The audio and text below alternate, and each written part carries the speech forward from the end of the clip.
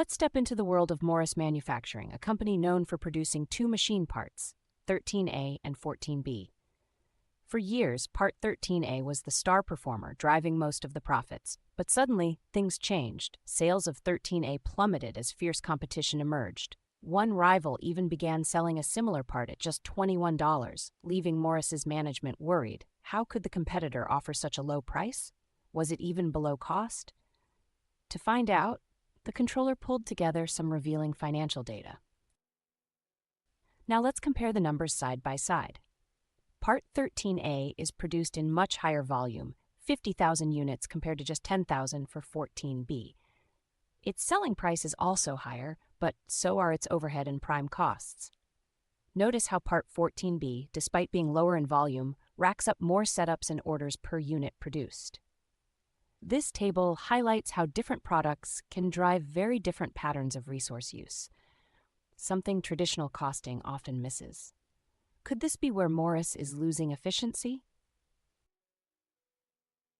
Mariana Kowalski, the product manager, wasn't satisfied with simply knowing total overhead. She wanted to dig deeper.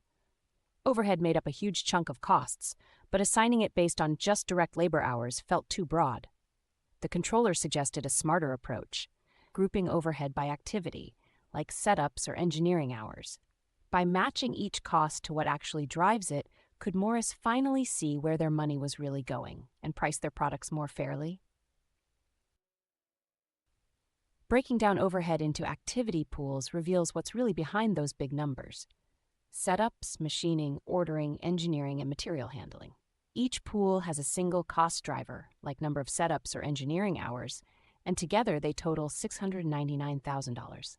By assigning overhead based on these actual activities, not just spreading it across all products, Morris can finally pinpoint which products use more resources and which might be unfairly subsidizing others. Using the old method, assigning overhead strictly by direct labor hours, the overhead rate comes out to $25.42 per hour. Note that you need to add all the direct hours for both products to get the total budgeted direct hours for overhead rate calculation. This means Part 13A gets $12.71 in overhead per unit, while Part 14B gets $6.36. When we calculate gross margin, 14B actually edges out with $11.38 per unit versus $10.76 for 13A. But does this truly reflect each product's real cost?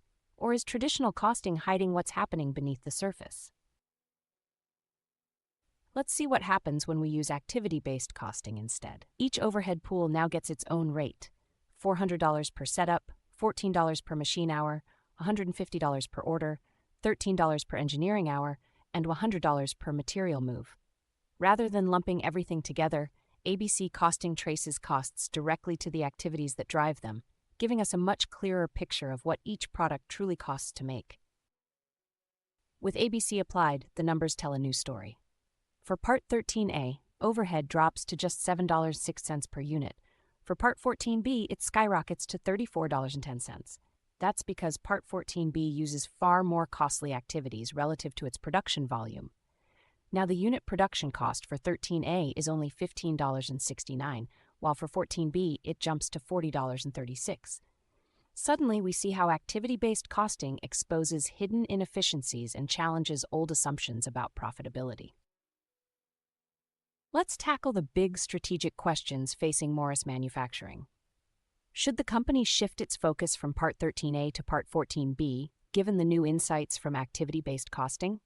At first glance, management suspected that their competitor was selling below cost, but ABC costing reveals a different story.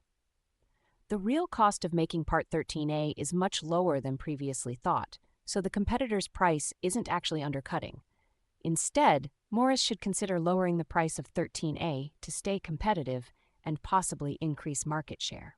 For Part 14B, the high costs suggest a need to either raise its price or find ways to streamline production, like reducing setups and material moves. ABC costing empowers management to make smarter, data-driven decisions that directly impact profitability and long-term success.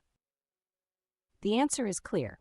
With ABC costing, Morris learns that making Part 13A is actually far cheaper than the old system showed, just $15.69 per unit versus over $21 before.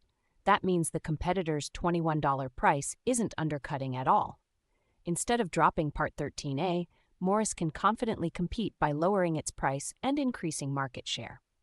Meanwhile, Part 14B needs a price hike or process improvements to turn a profit. That's the power of efficient cost management.